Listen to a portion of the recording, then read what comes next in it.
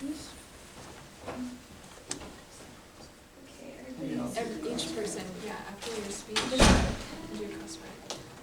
That's why I like when you do that in person's speech. Okay, so we can do introductions really quickly. I'll be your judge. I'm supposed to be the timekeeper, but it looks like they're not here. So if you want to also keep your time, I strongly recommend that. So on your phone, on your laptop, whatever works best for y'all. I'll also be timing y'all. Would you want me to put up a minute when you have a minute left? I find that most students don't really benefit from that just because they're so focused like on looking on their laptop. But if you do, just let me know right now. I can do a minute. I'll hold a little finger and I'll know you have one. Like a minute. Yep. I'd like a minute right now. And then are you in the order that you're going to be going? Okay, so negative. I'm sorry to let you know, but I hate you. Really sorry. What did you just say? I had to let her know that. I can take an intense already. What did you say? I You said I hate you. And then are you going, who's taking on the fourth speech? I'll do that. You're doing both? That was so rude. But, you know, You are Alyssa. Yes. feels appropriate. Your second speaker. Yes. And then whose section are you in? Are you Kendall's? Yeah. Or Kendall? Okay. Yeah, we're all rocking with Kindle. Really rock. No? Okay, so are we gonna be standing talking or? that is completely up to what you all want to do. It can kind of change on the team. There's like no real uniform way. So if you want to keep seating, you can. If you want to stand up, you can. I think just because there's no podium. Yeah, I it might feel be like- kind of insane if I just stand up. It might be kind of intense. So we're sitting? I guess. Okay, cool. I mean, yeah. Guys, I wear heels like never, so if I stand, I'm going to fall down.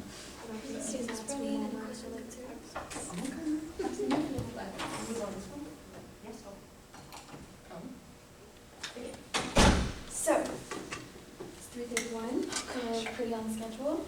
I can go a really quick pep talk. My students just debated like 20 minutes ago, so I understand a lot of them came up to me and were like, oh my god, and I was like, it's okay, you got it over with. So I know what y'all are going through. I also come from this department, so I also did this. As a non-debate person, I had to do this. So I respect y'all for being here and for willing to show up and come out and willing to show out. Okay? No judgments, everybody just be respectful. I ask that things don't get too intense or too disrespectful, right? We still want to make sure we're leaving good impressions on one another. So be kind, be good, and then, yeah, impress me, impress each other. Perfect. Okay, whenever y'all are ready. And then again, I strongly recommend you also have timers. Would you like a minute? Like the minute notice or no? That's okay. You okay with it? Yeah.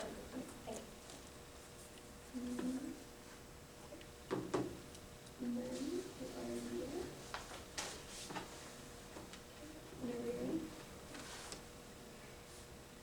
The International Energy Agency agrees with the notion that the current path is not sustainable in its three pillars: economic, social, and environmental.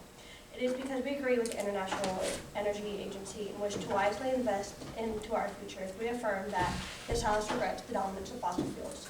The University of Colorado defines fossil fuels as energy resources like coal, oil, and natural gas, formed by the decomposition of animals over thousands of years. Merriam-Webster Collegiate Dictionary defines dominance as controlling, prevailing, or powerful position. The pro side affirms that the resolution, by prioritizing the development of renewable energy resources and decreasing dependency on fossil fuels. As the resolution fails to specify a lone country, we should evaluate the resolution as it affects the world. Contention 1, fossil fuels have resulted in negative impacts on the Earth and its inhabitants. So fossil fuels have been the main power source for the world for 150 years and have been a large cause of pollution, mortality, and disease. First, the methods of extracting and producing fossil fuels pose major environmental and safety threats. In 2021, the Environmental and Energy Institute evaluated the environmental risk of oil, coal, and natural gas. They found that during the oil extraction and transportation, pipelines and offshore drilling wells often leak, causing thousands of oil spills yearly in the United States alone. One particularly impactful example is the 2010 BP Deepwater Horizon disaster, which released 3 million barrels of oil into the Gulf of Mexico, continue to affect its ecosystem today. The research shows that coal ash is very difficult to recycle and can seep into waterways, polluting them.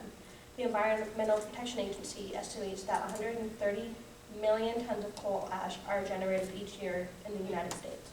Finally, the research also found that natural gas extracted by fracking requires between 1.5 million gallons to 16 million gallons of water per well. Fracking can often pollute waterways, create contaminated wastewater, and cause earthquakes. Also, fossil fuels have harmful effects on the inhabitants of the earth, regardless of whether it is humans or animals. They personally rely on fossil fuels. So research from Harvard graduates showed that globally 10.2 million deaths per year can be attributed to airborne particles from fossil fuels. The highest number of deaths are in the countries that produce most fossil fuels: China, India, and the US. These deaths can be attributed to the fossil fuel component that is created during fossil fuel combustion, called PM 2.5. In 2012, China had notably high fossil fuel usage and averaged 3.9 million PM 2.5 related deaths. So, contention 2, fossil fuels are not the only resource available to us, and alternatives have proven to be just as effective as fossil fuels while also being better for the earth. By using non-renewable resources as the main source of energy, we are running out of them and destroying where we live in the process. For example, Stanford University did a study where they found that at the current rate of consumption, oil will end by 2052, 30 years' time, gas will end by 2060, 40 years' time, and coal will last until 2090, 70 years' time. There are alternate energy examples such as the sun. You can use solar power, wind, you can use wind turbine, water, hydroelectric such as dams, and many others. Research from the International Renewable Energy Agency showed that the technology to create renewable energy continuously costs less than the fossil fuel operations. Renewable energies provide a way to escape the regretful dominance of fuels while simultaneously meeting the global energy demand, creating more jobs, saving first to third world countries money, and saving the environment. Geoscience researchers Ritchie and Roser also found that the United States has the largest fossil fuel consumption per capita when compared to other countries, and it's not even close. The U.S. uses an average of 60,167 kilowatts per capita, whereas the rest of the world, including powerhouse countries, have greatly reduced their dependence on fossil fuels, and we are the ones who are running behind. This includes China at 23,674 kilowatts, and the UK with 21,000, and India with 6,000. The transition to renewable energy is entirely possible, and the rest of the world has already begun changing due to their admittance that depending on fossil fuels is a mistake. So it is time that we follow their lead. Today, the affirmative team believes that fossil fuels have a greater cost than benefit to us in our present day. With other options available, we should not take the easy way out at the cost of our planet.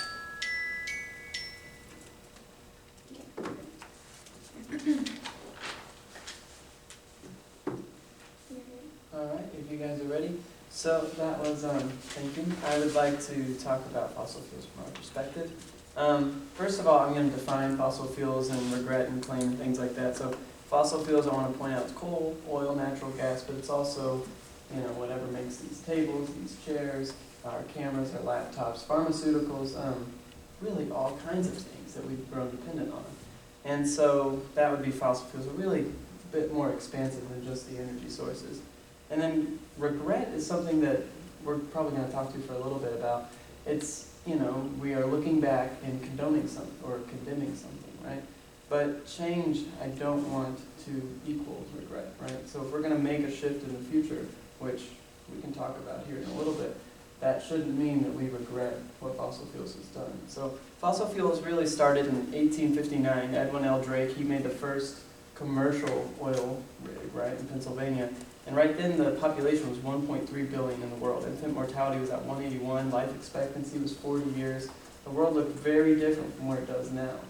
And there were many progressions in the world since that time, but a lot of them were due to fossil fuels. The infrastructure we have laid down, the asphalt that we laid all across America, the cars, the transportation, the pharmaceuticals, and all these materials, like I said, have greatly increased our value of life, our our uses for materials.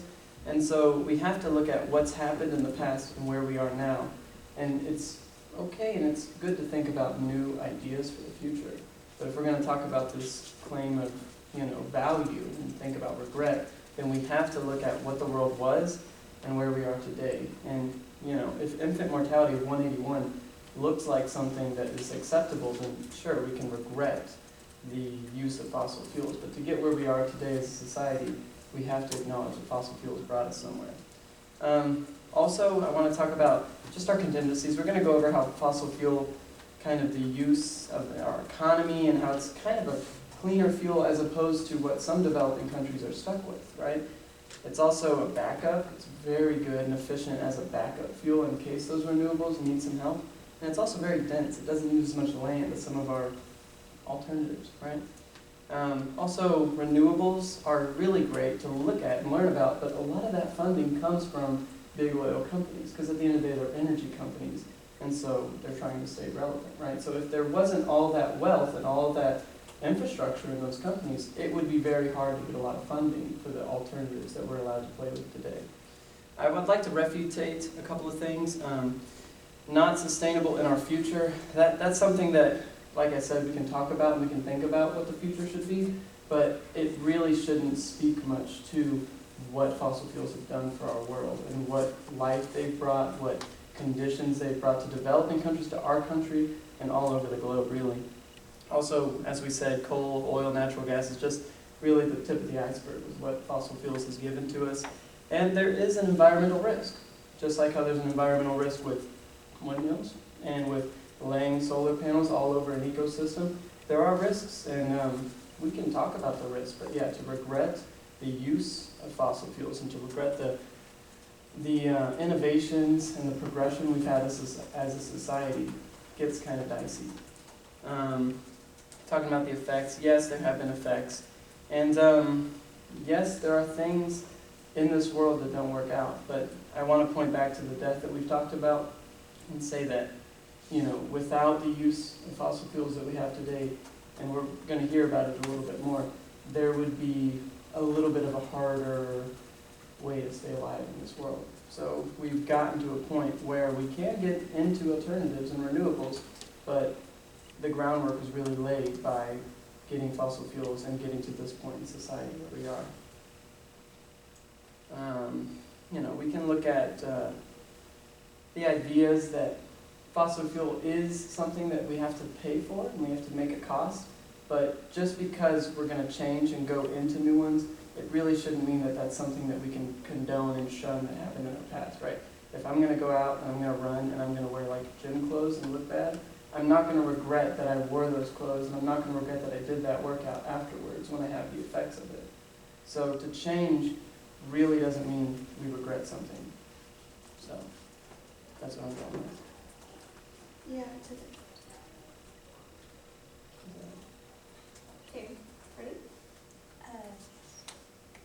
So you mentioned that, your gym clothes, what you just said. Well, gym clothes don't kill millions. It's a little different. You can't really compare the two.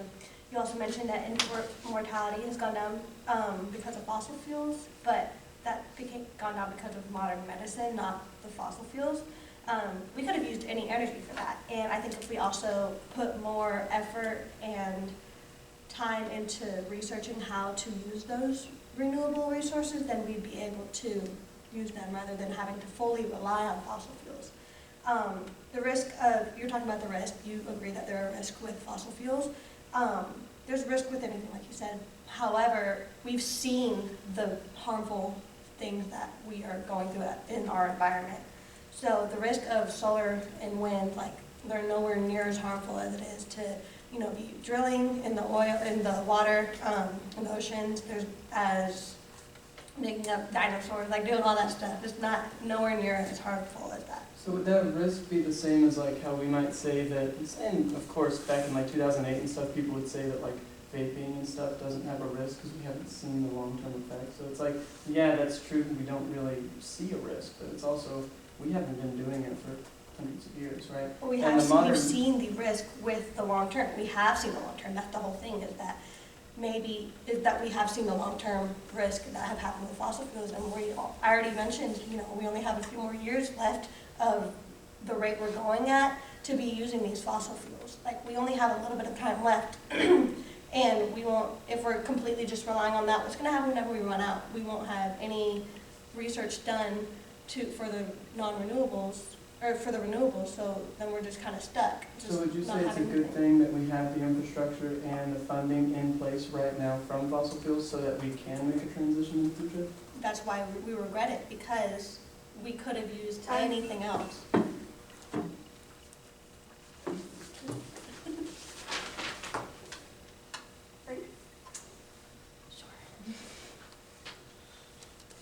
Okay, so the thing is about, like, change and everything, we did have the opportunity to change a lot more quickly than we have. There's actually a lot of evidence that ExxonMobil lied about, like, they knew about the effects of fossil fuels that they had on the climate, but they kept it under wraps.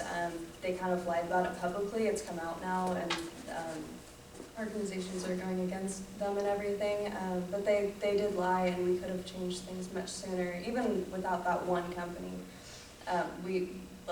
We could have changed over to renewables much sooner. It's just the fossil fuel industry is such a huge industry that it is hard. I'm not going to sit here and say that, like, we can change it with a snap. Like, let's all just, like, put our heads to the ground for a week and just get this done and change over entirely to renewable energy. It is going to be hard, but it is incredibly necessary for our environment.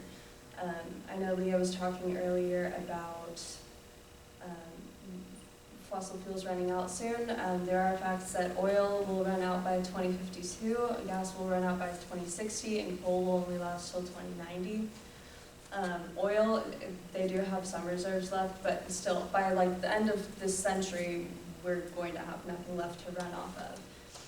As you said, that fossil fuels are what got us here today, you're entirely correct with that. We wouldn't have the infrastructure that we do today, and unfortunately,